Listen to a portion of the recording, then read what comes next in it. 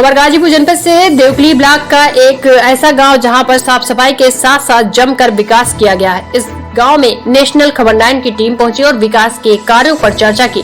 तो क्या कुछ कहा गया, देखिए यह रिपोर्ट। प्रधान जी, आपके यहाँ सफाई कर्मी कितने हैं? अभी समय पे एक है। सफाई किस हद तक आप करवाते हैं? सफाई तो बहुत, हम खुद सफाई पसंद आदमी हैं और सफाई आप गांव में चलेंगे तो आपको सफाई समझ में आएगी कि कैसी है और पसंद हो जाएगी। ब्लॉक स्तर से कुछ समस्याएं ब्लॉक विकास कार्य के लिए? नहीं कोई समस्या ब्लॉक से तो नहीं सर, ब्लॉक स्तर से कोई समस्या तो नहीं है। जैसे कि आपने बताया कि पंचायत भवन के सामने जो है खेल कूद का मैदान बनाया गया है जी, बच्चों के लिए क्या सुविधा है?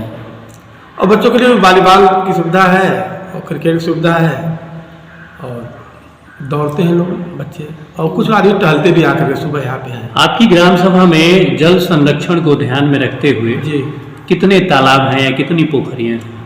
पोखरियाँ तो ऐसे पूर्व जन्म से है जो खुदाई उदाई नहीं गई, अपने आप जो है पहले की है, उसमें पानी वानी जाता है गांव का, तो जल हमेशा संरक्षित होता है। हाँ, उसमें पानी परमानेंट रहता है। 2-3 हैं और एक तालाब है तो उसको खुदवाना है अगले वित्तीय वर्ष में उसको। अमृत सरोवर का लाभ आपको मिला कि नहीं?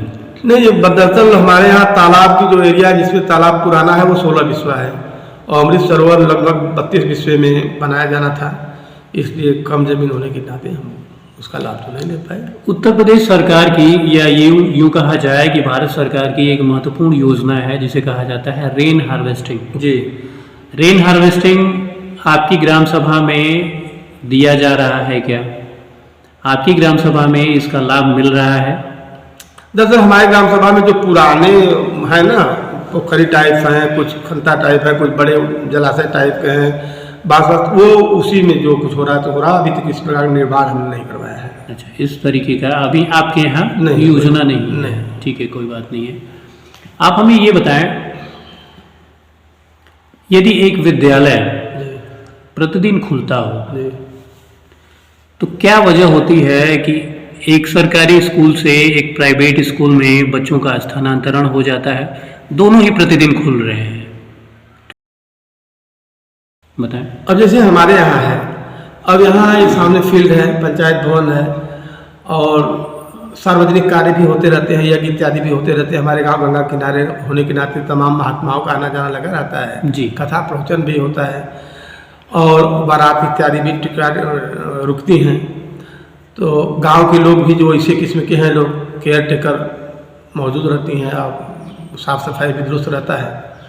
वृक्षारोपण को आप कैसे देखते हैं? आपकी ग्राम सभा में वृक्षारोपण अभी हुआ या नहीं हुआ? बृहद वृक्षारोपण हमने करवाया है, करीब 1665 पौधे हमने लगवाया है। तो जो वृक्षारोपण ड्राइव जो है तकरीबन अभी तक 2 बार चलाई जा चुकी है, कितना महत्वपूर्ण है ये? बहुत ही महत्वपूर्ण है, भौगोलिक दृष्टिकोण से बहुत ही महत्वपूर्ण है जी। और थोड़ा सा वही प्रॉब्लम होती है, बिल्कुल समय पर जो है पानी का अभाव पड़ जाता है। जी जी। और सिंचाई मजदूरों से करवाया जाता तो है, लेकिन उसमें 40% पेड़ पकड़ते हैं तो 60% नहीं पकड़ पाते हैं। काफ़ी अच्छी बात आपने कही कि भौगोलिक दृष्टिकोण से और पर्यावरण को सुरक्षित रखने के लिए जो असमय जो परिवर्तन हो रहा है उससे बचने के लिए जो वृक्षारोपण है वो काफ़ी महत्वपूर्ण है। आपकी ग्राम सभा में विद्यालय कितने हैं? 2 हैं। कौन कौन से हैं? एक सरकारी प्राथमिक विद्यालय है जी और एक प्राइवेट इंटर कॉलेज है। तो जो प्राथमिक विद्यालय है उसमें स्ट्रक्चर कैसा है? जो कायाकल्प है वो हो चुका है या नहीं? कायाकल्प तो मतलब पिछले प्रधान जी के द्वारा कराया गया था जी, हमने तो कुछ नहीं उसमें कराया है। दिव्यांग शौचालय बनवाया है हमने। जो पढ़ाई की व्यवस्था है, पढ़ाई की व्यवस्था देखिए, उसमें तो हम स्वयं विद्यालय में काफ़ी उत्सुक रहते हैं और अक्सर जाया करते हैं।